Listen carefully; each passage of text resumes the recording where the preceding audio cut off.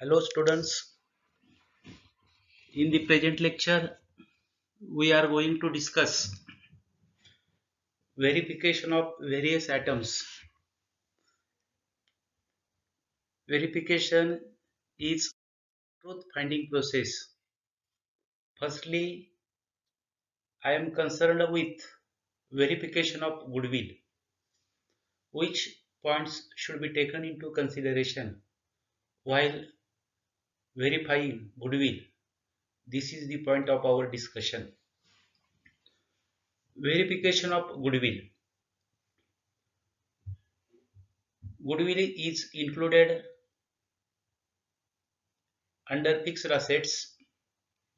Fixed assets are assets held for the purpose of producing or providing goods and services and not meant for sale in normal course of business. All private and public entities are required to conduct an annual physical count of all assets to verify actual assets in hand and value and ensure the accuracy of related records. These assets are purchased to run a business properly. Fixed assets are also known as capital assets. Verification of fixed asset consists of examination of related records. Physical verification. Physical verification of asset is also a legal requirement under Company Auditors Report Order Cargo 2016 for the companies. आज आपण या लेक्चरमध्ये गुडविलचं verification कसं करणार याविषयी चर्चा करणार आहोत. फिक्स्ड असेट मध्ये गुडविल येतं. Goodwill is an intangible asset. It is a fixed asset. आता यामध्ये गुडविलचं व्हेरिफिकेशन करत असताना ऑडिटरने काय गोष्टी लक्षात घेतल्या पाहिजे हा आपण मुद्दा डिस्कसला घेणार आहोत. पहिल्यांदा आपण लक्षात घेतलं की cargo company auditors report order यानुसार प्रत्येक फिक्स्ड असेटचं फिजिकल व्हेरिफिकेशन म्हणजे प्रत्यक्ष अस्तित्व याची सत्यस्थिती ऑडिटरनं जाणून घ्यावी लागेल. हे कायद्याप्रमाणे आवश्यक आहे. फिक्स्ड असेटलाच आपण कॅपिटल असेट असं म्हणतो. Fixed assets are held for the business for the permanent use and not for resale. The purpose of holding fixed asset is to generate revenue to the organization by proper utilization of fixed asset. आता या fixed asset मध्ये goodwill आपण पाहणार आहोत. Goodwill is an intangible asset. Existence of goodwill cannot be checked physically. Goodwill he intangible asset आहे, त्यामुळे त्याचं physical existence आपल्याला स्पष्ट दिसत नाही. Goodwill cannot be seen or touched. Goodwill कुठं दिसत नाही. जसं आपण बिल्डिंग म्हटलं की बिल्डिंग दिसते, फर्निचर म्हटलं की फर्निचर आपल्याला टँजिबल आहे, मोटार कार म्हटलं की टँजिबल आहे, परंतु गुडविल हे टँजिबल नाही, म्हणजे इनटँजिबल आहे. गुडविल हे कुठेही तारण देता येत नाही. कशाला गुडविल म्हणणार? The excess of the price paid for business as a whole over the books computed agreed value of all tangible net assets purchased is known as goodwill. विशेष करून समजा एक बिझनेस घेत असताना दुसरा म्हणजे त्याचं आपल्याला व्हॅल्युएशन करावं लागतं. त्याच्या असेट कुठल्या, लायबिलिटीज कोणत्या हे मायनस केल्यानंतर म्हणजे त्याला आपण म्हणतो नेट असेट मेथड प्रमाणे असेटमधून लायबिलिटीज मायनस केल्या घेतलेल्या, तर समजा असेट आहे 10 लाखाच्या आणि लायबिलिटीज आहे 2 लाखाच्या, म्हणजे राहिले 8 लाख. परंतु बिझनेस परचेस करताना आपल्याला 13 लाख मिळाले, म्हणजे 5 लाख ज्यादा मिळाले, त्याला आपण गुडविल असं म्हणणार.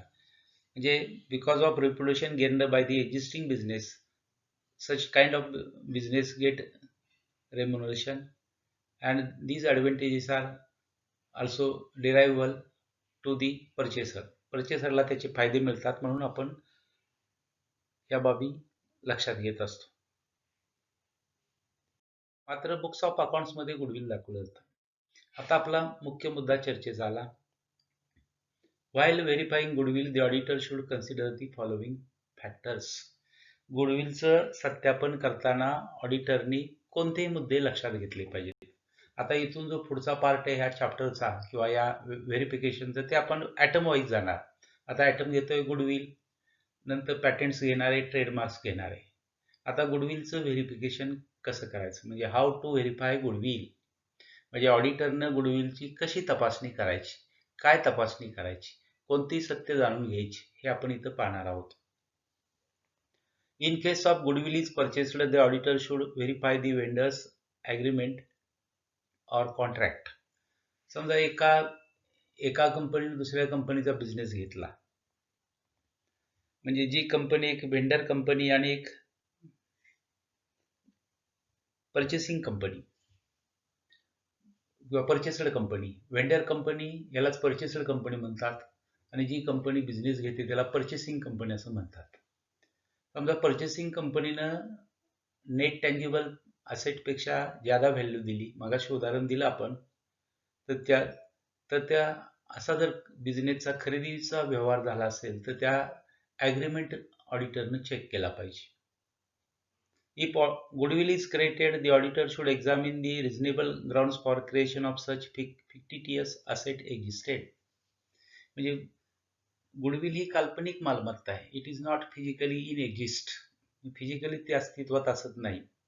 म्हणजे समजा एक्स कंपनीनं वाय कंपनीचा बिझनेस खरेदी केला आणि वाय कंपनीच्या असेट आणि लायबिलिटी, असेटमधून लायबिलिटीची व्हॅल्यू वजा केल्यानंतर जी ॲग्रीड व्हॅल्यू आली त्याला म्हणतात नेट असेट. समजा ह्या नेट असेट्स 50 लाख आल्या आणि आपण बिझनेस खरेदी करताना 60 लाख रुपये दिले, म्हणजे 10 लाख रुपये जादा दिले, त्याला आपण गुडविल असं म्हणतो आणि त्याला फिक्टिटियस असेट असं म्हटलं जातं. ती बॅलन्स शीटला दाखवली हे आपल्याला बॅलन्स शीटला दाखवावी लागते. In case of partnership firm, when goodwill is created due to admission or retirement of a partner, resolution passed by the partner should be checked. आता आपण वरती पाहिलं समजा कंपनीचं, आता पार्टनरशिप फर्म. पार्टनरशिपच्या फर्ममध्ये कधी गुडविलचं व्हॅल्युएशन केलं जातं, तर एखादा पार्टनर नवीन ॲड झाला, पार्टनरशिपमध्ये घेतला, किंवा एखादा पार्टनर रिटायर झाला, कमी झाला, तर त्यावेळेला व्हॅल्युएशन ऑफ गुडविल होत असतं. आणि त्यासाठी अशा परिस्थितीमध्ये ऑडिटरनी पार्टनरशिप फर्मनं पास केलेला रिझॉल्युशन ठराव पाहिला पाहिजे. The auditor should see that the heavy revenue expenditure is not capitalized as goodwill. अतिशय महत्वाचं की एक्सपेंडिचर आपण करतो पण तो कॅपिटलाइज्ड नाही होता कामा पाहिजे. म्हणजेच काय की the auditor should see that the heavy revenue expenditure is not capitalized as goodwill. गुडविलच्या नावाखाली मोठा खर्च केला आणि तो कॅपिटलाइज केला तर असं चालणार नाही. The auditor should examine goodwill is clearly stated in the balance sheet without mixing any asset with goodwill. While preparing a balance sheet of the concern, the goodwill is recorded as a fixed asset separately. This asset cannot be mixed with other asset. जसं आपण म्हणतो land and building, म्हणजे land आहे आणि building. Plant and machinery म्हणजे plant आहे machinery. Furniture आणि picturesque म्हणजे फर्निचर आहे पिक्चरस, असं मिक्सिंग आहे. तर गुडविलला कुठल्याही आयटमची मिक्सिंग करणार नाही, सेपरेट याचं आयडेंटिटी आपण दाखवणार आणि तशी दाखवली आहे बॅलन्स शीटला, हे ऑडिटर व्हेरीफाय करणार म्हणजे सत्य जाणून घेणार. While verifying amount of goodwill, the main concern of auditor would be examine and ascertain the principles on the basis of which valuation is made. Valuation of goodwill साठी methods आहेत. कोणत्या मेथडनी याचं valuation गुडविलचं केलं हे ऑडिटरने चेक केलं पाहिजे. Super profit method एक यामधली चांगली मेथड समजली जाते, किंवा ॲव्हरेज प्रॉफिट कॅल्क्युलेट करून गुडविलची व्हॅल्यू देखील कॅल्क्युलेट केली जाते. मात्र इथं ऑडिटरनं बघितलं पाहिजे की कोणती प्रिन्सिपल्स व्हॅल्युएशन करताना वापरलेत. The auditor should examine the reasonability of revaluation of goodwill. ऑडिटरनं अजून पाहिलं पाहिजे की रिव्हॅल्युएशन कोणत्या कारणामुळे करावं लागलं. Goodwill is not depreciated but can be written off gradually from profit. एक लक्षात ठेवायचं, गुडविल कधीही आपण डिप्रिसिएशन कॅल्क्युलेट करत नाही. पण टप्प्याटप्प्यानं गुडविल आपण राईट ऑफ करू शकतो. समजा गुडविल आपल्याला 5 वर्षात राईट ऑफ करायची. समजा पूर्वीचं गुडविल आहे 50,000, तर दरवर्षी आपण 10,000 रुपये राईट ऑफ करणार आणि ते प्रॉफिट अँड लॉस अकाउंटला घेणार. The auditor should examine whether it is disclosed clearly, adequately in the books of accounts and shown in balance sheet at cost less amount of written off. समजा 50,000 होते 10,000 चालू वर्षी goodwill 50,000 होतं 10,000 right of केले, तर म्हणजे गुडविलचे आता व्हॅल्युएशन राहिलं 40,000 असं बॅलन्स शीटला दाखवलंय का हे ऑडिटर चेक करणार. Resolution authorized such raising of an intangible asset or writing it back should be also examined by the auditor. म्हणजे गुडविल का रेज झालं किंवा गुडविल का राईट ऑफ केलं याचं देखील व्हेरिफिकेशन ऑडिटर करेल. म्हणजे गुडविलचं व्हॅल्युएशन करताना हे मुद्दे ऑडिटरनं गुडविलचं व्हेरिफिकेशन करत असताना आता स्पष्ट केलेले सर्व मुद्दे ऑडिटरनी लक्षात घेतले पाहिजेत. म्हणजे परीक्षेमध्ये आपल्याला एक बाब मी परत रिपीट करतो की हे स्पेसिफिक इन्फॉर्मेशनच लिहावी लागेल. इरिलिव्हंट वर्ड्स किंवा नॉन कनेक्टेड वर्ड्स असं काहीतरी लिहून चालणार नाही. म्हणजे ते आपल्याला स्पेसिफिक आहे तेच इथं अपेक्षित आहे. Verification of copyrights. आता कॉपीराइट्स याचं व्हेरिफिकेशन कसं करणार? Copyrights are the property of either an author or publisher. कॉपीराइट्स म्हणजे मुद्रण हक्क. हे हक्क कोणाचे असतात? एक तर लेखकाचे असतात, रायटरचे किंवा ऑथरचे, किंवा पब्लिशरचे असतात. In respect of producing or reproducing books or articles. म्हणजे कॉपीराइट्स म्हणजे एखादा लेखक असेल त्यांनी स्वतःकडे कॉपीराइट्स ठेवले तर त्यांच्या परवानगीशिवाय आपल्याला नंतरचं प्रिंटिंग किंवा प्रोसिजर करता येत नाही. पब्लिशर जर कॉपीराइट असतील तर त्यांच्या परवानगीशिवाय आपल्याला त्याचं रिप्रोड्युशन करता येणार नाही. It's value depends on merit of the book or article. आता जसं काही पुस्तकं मार्केटमध्ये किंवा बुक्स आर्टिकल याचं रिप्युटेशन असतं किंवा मेरिट असतं. While verifying copyrights, the auditor should consider the following points. आता पाठीमागच्या पार्टमध्ये आपण व्हाउचिंगमध्ये असं म्हणत होतो व्हाईल व्हाउचिंग. आता इथं म्हणतोय व्हाईल व्हेरीफाईंग. व्हाउचिंग म्हणजे कागदपत्राची तपासणी, व्हेरीफाईंग म्हणजे सत्यस्थिती जाणून करण्यासाठी काही बाबींची केलेली फिजिकल व्हेरिफिकेशन आहे. कॉपीराइटच्या बाबतीमध्ये पुढील मुद्दे लक्षात घेणार. The auditor should examine agreement of assignment along with the price paid to the author for such copyrights as well as related correspondence. समजा एखाद्या ऑथरकडून कॉपीराइट्स खरेदी केले असतील तर त्यांचा ॲग्रीमेंट बघायला पाहिजे. Ensure that such assignment is properly registered. त्या कॉपीराइटचं रजिस्ट्रेशन झालं पाहिजे. If there are many copyrights with a business, the auditor should call for a schedule thereof from the client and verify them from the schedule. अनेक copyrights असतील तर त्याचं आपण schedule घेतलं पाहिजे, ऑडिटरने चेक केलं पाहिजे, ते ऑथोराइज्ड आहेत का बघितलं पाहिजे.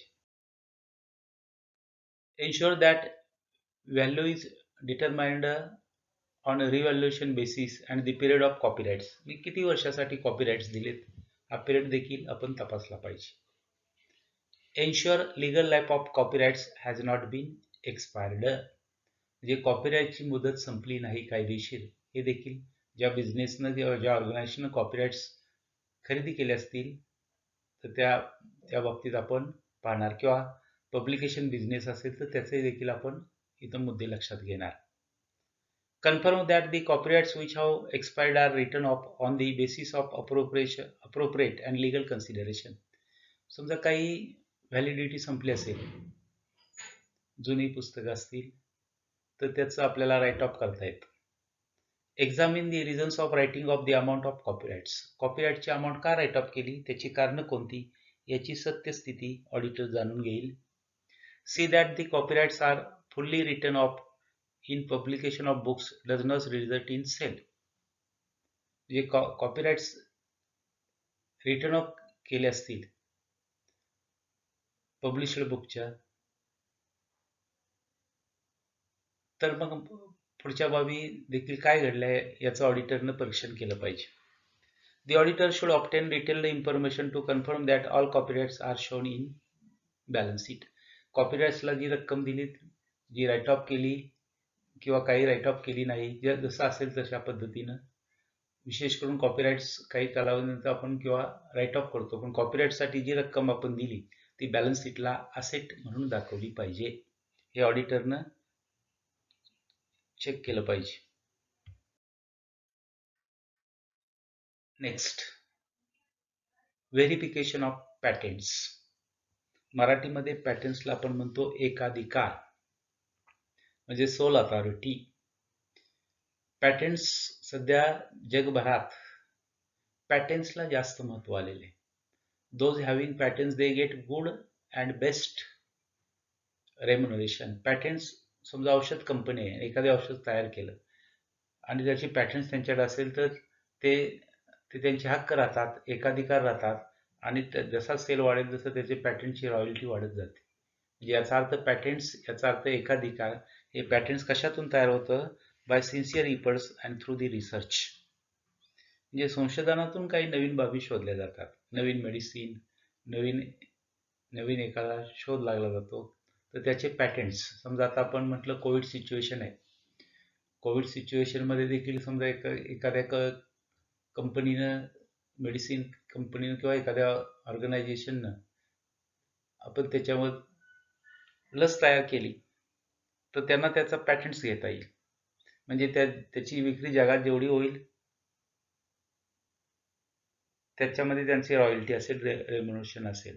आता पहा, while verifying patents, the auditor should consider the following points. The audit should verify certificate of registration if it is registered in the name of client. समजा आपण पॅटेंट्स राईट घेतले असतील किंवा आपण पॅटेंट्स असेल तर त्याचं रजिस्ट्रेशन करणं आवश्यक आहे. The auditor should examine a letter of acknowledgement if it is registered in the name of nominee. समजा आपण ज्या ऑर्गनायझेशनचं ऑडिट करतोय, ऑडिटर, त्याला आपण क्लायंट म्हणतो, तर क्लायंटचं त्याच्या नावानं रजिस्ट्रेशन आहे का ते बघितलं पाहिजे, किंवा त्याच्या नॉमिनीच्या नावानं रजिस्ट्रेशन आहे का बघितलं पाहिजे. The auditor should check assignment deed or registration of assignment deed if it is purchased from another person. जर दुसऱ्याचे पॅटेंट्स राईट घेतले असतील तर ते असाइनमेंट डीड चेक केलं पाहिजे. If the client is having number of series of patents, the auditor should call for a schedule which will provide all the details. अनेक पॅटेंट्स असतील तर आपण त्याचं शेड्यूल म्हणजे परिशिष्ट घेतलं पाहिजे आणि त्यामध्ये पहिलं पॅटेंट कशाचं आहे, किती कालावधीसाठी त्याचे हक्क घेतलेत, वगैरे बाबी ऑडिटर व्हेरिफिकेशनमध्ये पाहिल.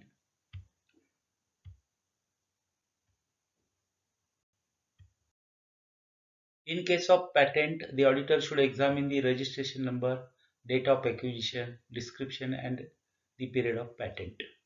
पॅटेंटची व्हेरिफिकेशन करताना ऑडिटर काय बघेल की त्या पॅटेंटचा रजिस्ट्रेशन नंबर काय आहे, ते कोणत्या तारखेला घेतलेलं आहे, त्याचा तपशील काय तो बघेल, किती कालावधीसाठी घेतलेले पॅटेंट राईट्स घेतलेत. The auditor should confirm that patent is the property of the client and it is not lapsed due to non-payment of renewal fees or expiry terms for any other reason. म्हणजे आपण इथं यामध्ये renewal fees म्हणजे just like royalty देतो, तर ती lapse झाली नाही, रिन्युअल टायमिंगमध्ये होतं, याची देखील ऑडिटर तपासणी करेल, व्हेरिफिकेशन करेल, सत्यस्थिती जाणून घेईल. The auditor should see that the entire expenses incidental to purchase rights, the initial fees for registration, all expenses of creation, generation and registration, and all such expenses are capitalized. म्हणजे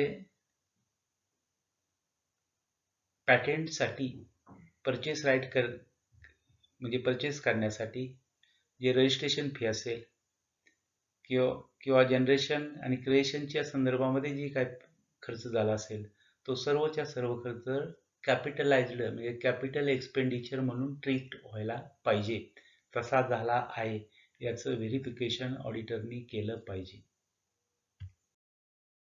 The auditor should verify that patent rights are legally enforceable and renewal fees have been paid in time and it is treated as revenue expenditure. Second महत्त्वाचा मुद्दा, जी पॅटेंटची आपण renewal fee देतो, annual fee, renovation fee, त्याला revenue expenditure म्हटलं जातं. म्हणजे renewal fee हा revenue expenditure treat होईल. Incidental expenditure, registration expenditure, generation expenses, creation expenses हे कॅपिटलाइज्ड होतील. मात्र त्याची रिन्युअल फीज असेल ती रेव्हेन्यू एक्सपेंडिचर असेल. The auditor should see that the cost of patent is being written off over the useful period of life by straight line method. समजा एखाद्या पॅटेंटचं useful life आहे 10 years, तर ते आपल्याला राईट ऑफ करायचं असेल तर आपण ते 10 वर्षामध्ये, समजा पॅटेंट आपल्या बॅलन्स शीटला दिसते 5 लाख, समजा आपल्याला ते राईट ऑफ 10 वर्षात करायचं तर दरवर्षी राईट ऑफ किती होतील? 50,000. म्हणजे पहिल्या वर्षी आपण गुडविल 5 लाख असेल तर दुसऱ्या वर्षी गुडविलचं त्याचं सुरुवातीला त्यातून पहिल्या वर्षाचं राईट ऑफ 50,000 केले तर 4,50,000 जातील. असं टप्प्याटप्प्यानं आपण by taking into consideration the useful life of patent and by applying the straight line method, we can write off the amount of patents. The auditor should obtain solicitor's opinion about litigation of patent.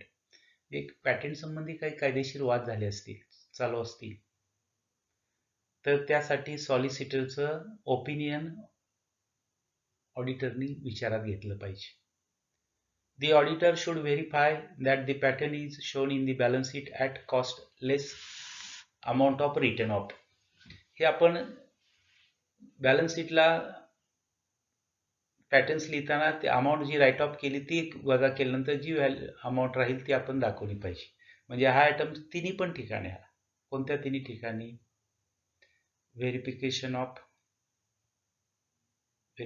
Of पॅटर्न्सला आला, त्याचप्रमाणे कॉपीराईट्सला आला, गुडविलला आला. Next, verification of trademarks, त्याला आपण व्यापारी बौद्ध चिन्हे असं म्हणतो. हे काही सिम्बॉल्स असतात, ट्रेडमार्क्स असतात, याच्यावरून आपण ओळखतो की this product is of that company, हे प्रॉडक्ट यांचं आहे. कसा लोगो असतो त्याला आपण म्हणतो ट्रेडमार्क्स, तो देखील रजिस्टर्ड असतो, तो दुसऱ्याला वापरता येत नाही. ज्या ऑर्गनायझेशनचा असेल त्यांनी तो वापरला, दुसऱ्याने त्याचा मिसयूज करून चालणार नाही. केला तर ज्या रजिस्टरिंग ज्यांच्या नावाने ट्रेडमार्क्स आहेत ते न्यायालयामध्ये दाद मागू शकतात. आता ट्रेडमार्क्स देखील असेट आहे. आता जे आपण पाहतोय गुडविल, पॅटेंट्स, कॉपीराइट्स हे सगळ्या आपण असेट ट्रीट करतोय, फिक्स्ड असेटमध्ये घेतोय. आता trademarks, while verifying trademarks the auditor should consider the following factors. एक गोष्ट तुमच्या लक्षात आली असेल, after discussion of these all items, एक कोणती गोष्ट लक्षात आली असेल तर मी इथं स्पष्ट करतो की कोणताही असेट असू द्या किंवा लायबिलिटी असू द्या, असेट असेल तर त्या असेटचं नाव असतं, लायबिलिटी असेल तर लायबिलिटीचं असतं, आणि त्याचं तुम्ही व्हेरिफिकेशन कसं करणार असा प्रश्न असतो. व्हाउचिंगच्या बाबतीमध्ये काय, कोणती असेट असेल, कोणती लायबिलिटी असेल, त्याचं व्हाउचिंग कसं करणार. कोणता इन्कम रिसीट किंवा इन्कम आयटम असेल, कोणता पेमेंट किंवा एक्सपेन्सेस असेल तर त्याचं व्हाउचिंग कसं करणार. इथं आता बघतोय आपण ते व्हेरिफिकेशन बघतोय. व्हेरिफिकेशन म्हणजे फिजिकल एक्झिस्टन्स जास्त महत्त्वाचं, त्याची व्हॅल्यू महत्त्वाची, त्याचं पोझिशन महत्त्वाचं, त्याचं टायटल क्लिअर महत्त्वाचं, या गोष्टी व्हेरिफिकेशनमध्ये जास्त महत्त्वाच्या. ट्रेडमार्क्सचं व्हेरिफिकेशन करताना ऑडिटरने कोणते मुद्दे लक्षात घेतले पाहिजेत हे आपण इथे शिकतो. Trademarks are registered as trademarks registry and auditor should examine the certificate issued by the registrar.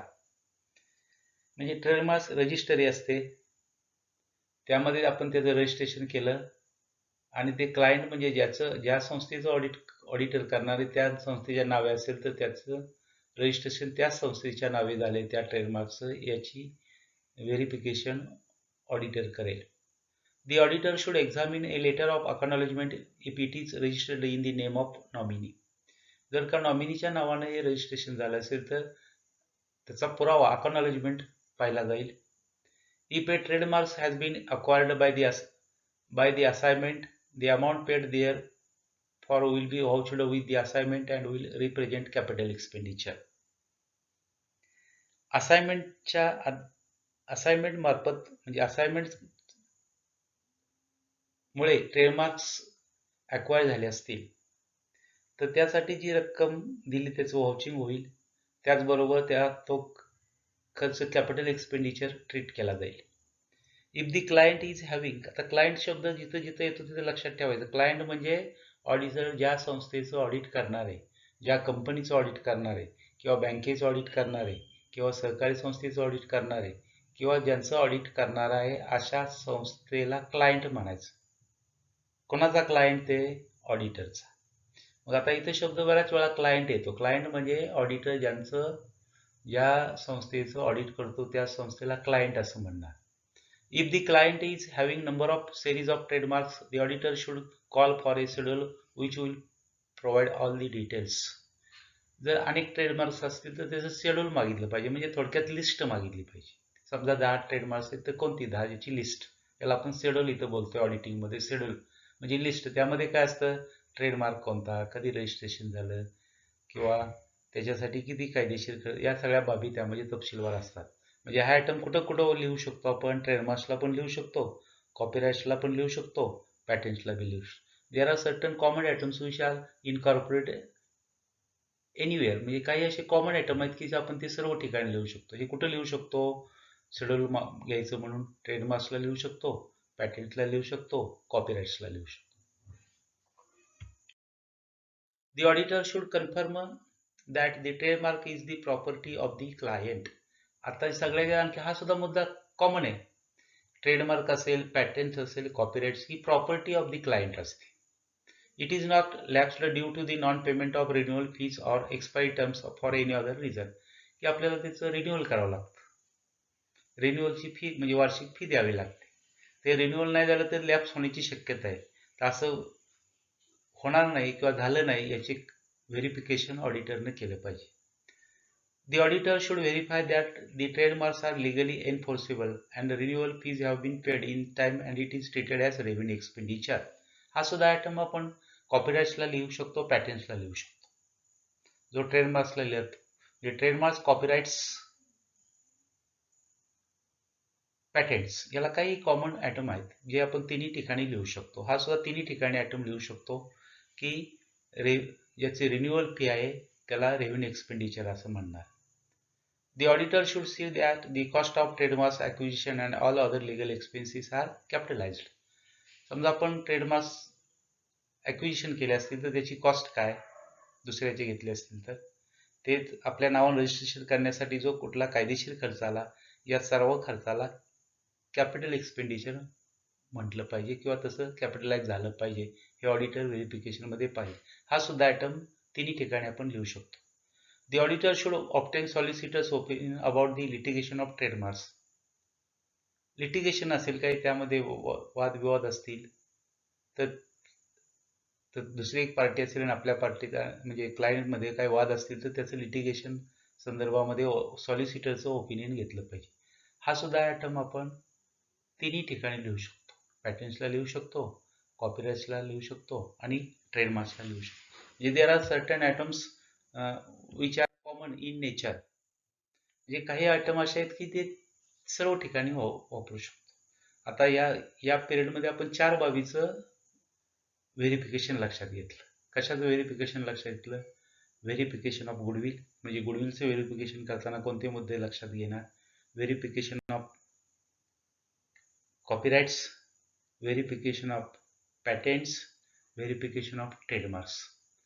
म्हणजे ह्या सगळ्याच्या सगळ्या प्रॉपर्टीज आहेत. या सगळ्यांचं आपण इथं व्हेरिफिकेशन करताना काय बघणार आहे? त्याची कॅपिटलाइज एक्सपेंडिचर कोणता, रेव्हेन्यू एक्सपेंडिचर कोणता, त्याचं राईट ऑफ झालंय का, वगैरे गोष्टी आपण लक्षात घेणार. त्याचे काही लिटिगेशन असेल तर कायदेशीर काही तरतुदी आहेत का, या गोष्टी आपण लक्षात घेणार. आणि जी बॅलन्स शीटला त्याची राईट ऑफ केल्यानंतरची रक्कम दाखवली का, या गोष्टी आपण लक्षात घेणार आणि मग या पद्धतीने लिहिणार. म्हणजे हे कॉमन आयटम्स आहेत ते आपण सर्व ठिकाणी वापरू शकतो. याचं मी समरी सांगितली की कॉमन आयटम तुम्ही तिन्ही ठिकाणी चारही ठिकाणी वापरू शकता, फक्त word may be specific. In this way, I am concluding my speech here. Thank you.